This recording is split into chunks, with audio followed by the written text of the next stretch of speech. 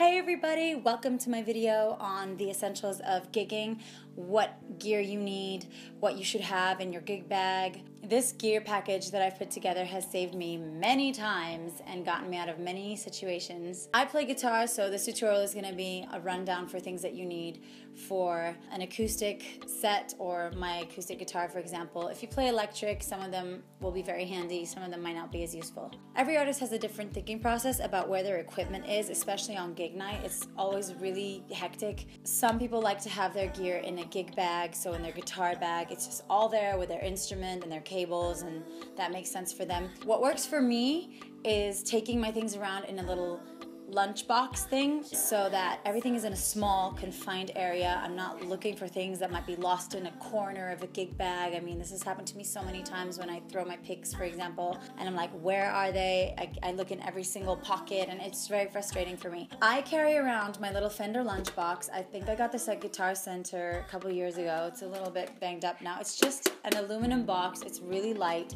It has a little clasp right here. It's just very easy to open and close. Got a little handle. Let's open it up and see what's inside. It's got a lot of little things in it. I don't know if you can see this without me throwing it all over the floor. It fits quite a lot inside. I have tons of stuff in here. I don't know how it all fits in there, but it's pretty deep.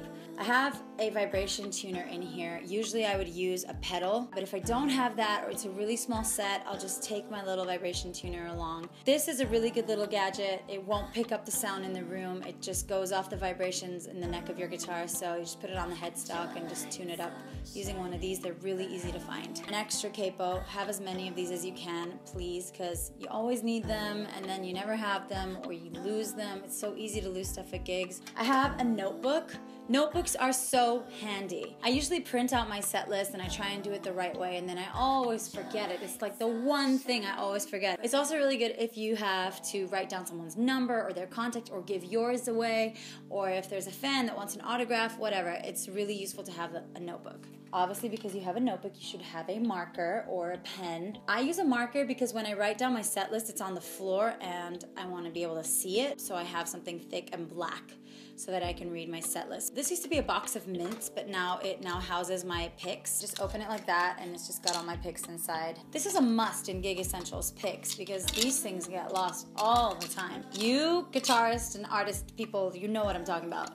Picks have like a life of their own. 9-volt batteries, yay! Can we just talk about this for a second? You know, my Gibson and my Taylor and the guitars that I use on stage, they're powered by these little gadgets, okay? And the amount of times that I have been strung out without a 9-volt is just... When I hit the dollar store, I always get like 10 of these and I just leave them in stock. Nobody likes to be that artist that plugs in the guitar to the PA and nothing comes out when all the volumes are on the max and you realize that actually your battery's dead. Yay! And you know what? You don't have another one. And you know what? It's like 11 p.m. and nowhere's open and you're in the middle of the sticks without anywhere to get a 9-volt. So always have extra 9 volts, okay? Obviously have an extra string winder in case you break a string. This one I think I've talked about in my changing strings tutorial. This is a 3-in-1 by Planet Waves. It's got a cutter, it's got a peg remover, and a winder, so always have a string winder. That said, you always want an extra set or 2 or 5 of strings.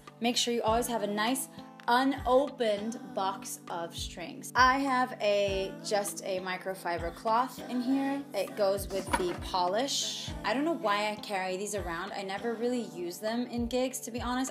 they've always lived in here. I think they came with it, yeah. This is Fender and Fender Polish, so I just never took it out because it came with the box. But you know, you never know and you might need it. These are my Antifree autograph cards. Because they're black, I have 2 more Sharpies in here that are silver and gold, or else you won't see my autograph on there. More strings, more picks, some cable ties. These are useful for me, for example, when I'm taking my harmonizing pedal and I have to bring a couple more cables along with me, and you know how expensive cables can be, and especially to a musician, those are like your staple items and you don't want them getting stolen or taken. So cable ties are good for identifying your cables and also just keeping them all together. These, I think I got them for like $5 on Amazon. They're really good. They're just Velcro cable ties. Also, if you can and if you have space, just have 1 extra 1/4 inch lying around somewhere and 1 extra XLR for the microphone. These are so handy. You never know if the cables at the venue are any good, if they've been used, if they crackle. Just always have extra cables. That's it, guys. Those are my gig essentials, what I have in my Fender Lunchbox. This gets me by in every show, so make sure that you have a similar package. Do whatever feels best for you, because that's the way that your gig is going to be the most successful. Leave a comment below if you would add anything to your lunchbox that you think that might be useful for me and other people, other musicians. Check out some of my other tutorials, and I will see you guys very soon.